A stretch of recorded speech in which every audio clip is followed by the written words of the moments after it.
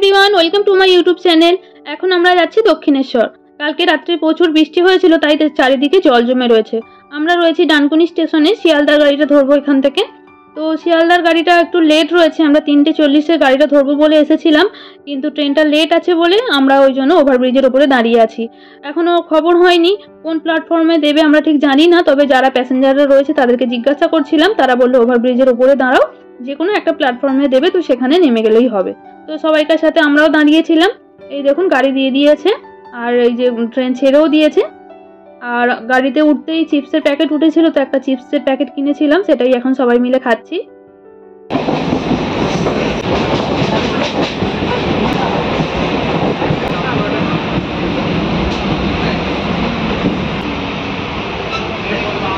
এবার বিবেকানন্দ সেতুর ওপর দিয়ে আমাদের ট্রেনটা যাচ্ছে। আর এখান থেকে দেখুন মায়ের মন্দিরটা কি সুন্দর দেখতে পাওয়া যাচ্ছে, পুরো পরিষ্কার দেখতে পাওয়া যাচ্ছে এখান থেকে দেখুন।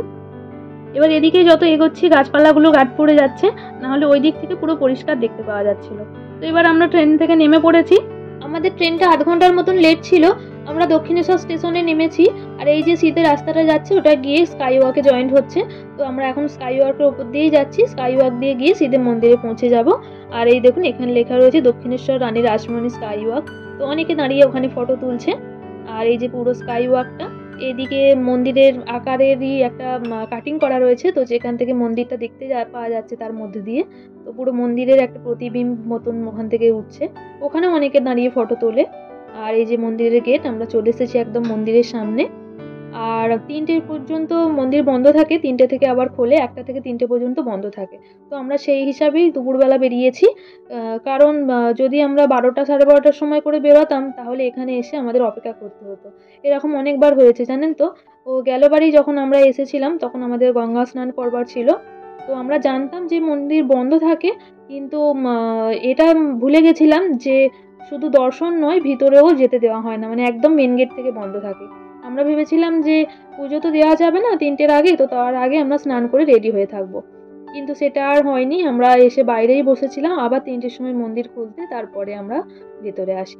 তো যাই হোক, এসে আমাদের পুজোও দেওয়া হয়ে গেছে, খুব ভালোভাবে আমরা পুজো দিয়েছি। দিয়ে মন্দিরের পাশ দিয়ে এই ভিতরটায় ঢোকা যায়। আর এইখানে ঠাকুরের এই যে পুকুরটা রয়েছে, তো এইখান থেকে দাঁড়িয়ে মন্দিরটা ভালোভাবে দেখতে পাওয়া যায়। অনেকে ফটোও তোলে, আমরাও ফটো তুললাম, মন্দিরটারও একটু ফটো তুললাম, ভিডিও করলাম। আর এখানটা বেশ শান্ত পরিবেশ, গাছপালা রয়েছে, খুব ভালো লাগে বেশ। অনেকে এমনি বসেও রয়েছে, সময় কাটাচ্ছে কিছুটা। তো যাই হোক, এবার আমরা মন্দির থেকে বেরিয়ে যাচ্ছি। খুব ভালোভাবে পুজো দেওয়া হয়েছে এবারে, জানেন তো। কোনো খালি ট্রেনটাই একটুখানি আধ ঘন্টার মতন লেট ছিল, বাদ বাকি কোনো জায়গায় আমাদের দাঁড়াতে হয়নি। ডাইরেক্ট মায়ের সামনে মন্দিরের যে সামনের দিকের গেটটা রয়েছে সেই লাইন দিয়েই আমরা গিয়ে পুজো দিয়ে এসেছি। মেন গেটের সামনে দিয়ে দুদিক দিয়ে লাইন যায়, তো যেটা সবাই জানে সেটাতে ভিড় বেশি।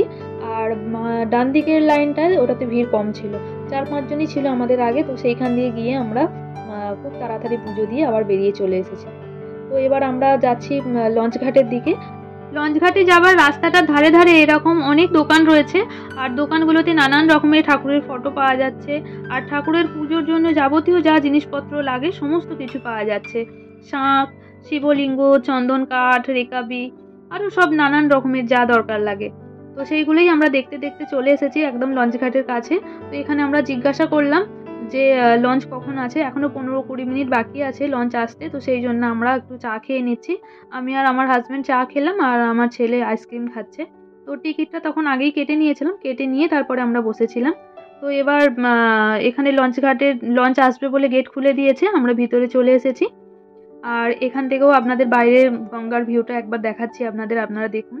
আর আমরা যখন মন্দির থেকে বেরিয়ে এলাম তখন আপনারা লক্ষ্য করেছেন কিনা জানি না, আমাদের সামনেই 4-5 জন মেয়ে হেঁটে যাচ্ছিল। তো তারা এখানকার লোকাল নয়, সাউথের। মাথায় গাজরা লাগানো আছে দেখলাম, তো সেই জন্যই বুঝতে পারলাম যে ওরা এখানকার লোকাল নয়। বেশ ভালো লাগে, নিজেদের এলাকায় বাইরের কেউ দর্শন করতে এলে তারাও মায়ের দর্শন করতে ঘুরতে এসেছে এখানে। তো বেশ ভালো লাগছিল দেখে। তো দেখুন দূরে একটা নৌকা দেখতে পাওয়া যাচ্ছে। আমরা এখান থেকে লঞ্চে করে যাচ্ছি বেলুড় মঠ। আমরা প্রত্যেকবারে কলকাতায় এলে একবার হলেও অবশ্যই আমরা দক্ষিণেশ্বরে আসি, আর দক্ষিণেশ্বরে এলে বেলুড় মঠেও দর্শন করে যাই। তো এখান থেকে এরকমভাবে লঞ্চে করেই বেলুড় মঠ চলে যাই। তো যাবার সময় বেলুড় মঠ ঘুরে তারপরে বাড়ি যাই।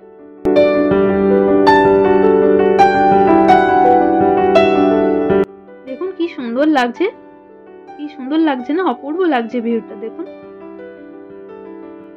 আর ওই যে দূরে দেখতে পাওয়া যাচ্ছে ওটা হচ্ছে আদ্যাপীঠ, আদ্যা মায়ের মন্দির।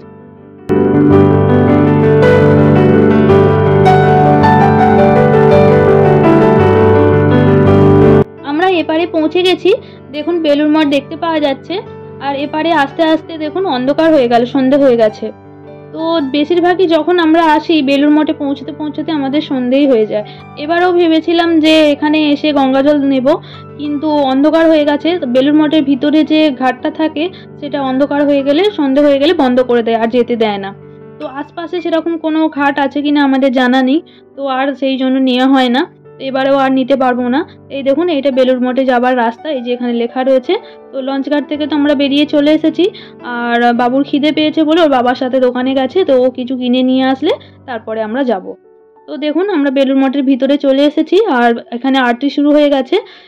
বাইরে বড় বড় স্ক্রিন লাগানো আছে 2-3টে, তো সেগুলোতে ভিতরের আরতি ভালোভাবে দেখতে পাওয়া যায় বাইরে থেকেই। তো অনেকে তো ভিতরে গিয়ে বসে, আবার অনেকে বাইরে থেকেই আরতি দেখে। তো এবার আমরা মন্দিরের ওই ভিতরের দিকে যাইনি, এই দিকে আসছি। এদিকে ওয়াশরুমে যাব আমরা একবার, তো সেই জন্য আমরা এইদিকে আসছি। ওয়াশরুম থেকে ঘুরে তারপরে আবার মন্দিরে আসব। তো এদিকের গেটটা দেখুন এরকমভাবে লাইট লাগানো রয়েছে, খুব সুন্দর লাগছে। দেখুন অন্ধকার হয়ে গেছে তো লাইটগুলোর জন্য ভালো লাগছে বেশ গেটটা দেখতে। এখানেও একটা স্ক্রিন লাগানো রয়েছে, আর এখান থেকেও ভালোভাবে আরতি দেখতে পাওয়া যাচ্ছে।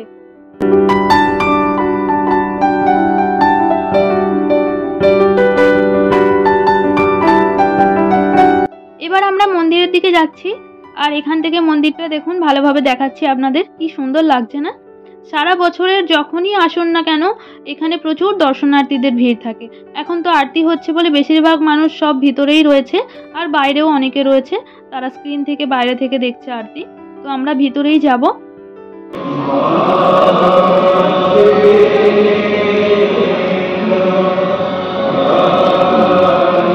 এবার আমরা এখান থেকে বেরিয়ে যাচ্ছি, মন্দির বন্ধ করার সময় হয়ে গেছে।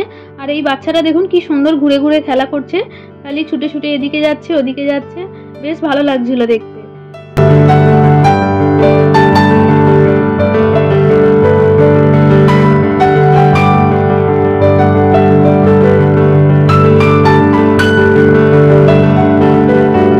এবার আমরা কিছু খাওয়া দাওয়া করে নিচ্ছি। পাপড়ি চাট নিয়েছিলাম, ওটাই সবাই মিলে খাচ্ছি। আর দই বড়াও নিয়েছিলাম, কিন্তু দই বড়া, এই যে এটা দই বড়ার টেস্টটা আমাদের অতটা ভালো লাগেনি, তো সেই জন্য একটু পাপড়ি চাট মাছিয়ে রেখে দিয়েছিলাম, লাস্টে ওটা সবাই মিলে টেস্ট করলাম। আপনাদের কোনটা বেশি ভালো লাগে কমেন্টে জানাবেন। তো এবার বাড়ি ফেরার পালা। তো আমরা চলে এসেছি বেলুড় স্টেশনে, আর ট্রেনের খবরও হয়ে গেছে, তো আমরা দাঁড়িয়ে আছি ট্রেনের জন্য অপেক্ষা করছি। এই যে ট্রেন চলে এসেছে, আমরা ট্রেন থেকে নেমে পড়েছি। আজকের ভিডিওতে এইটুকুই। আশা করি আপনাদের আজকের ভিডিওটা ভালো লেগেছে। যদি ভালো লাগে please do like, share, comment and subscribe to my channel. আবার দেখাবো একটা নতুন ভিডিওতে, ততক্ষণের জন্য বাই বাই।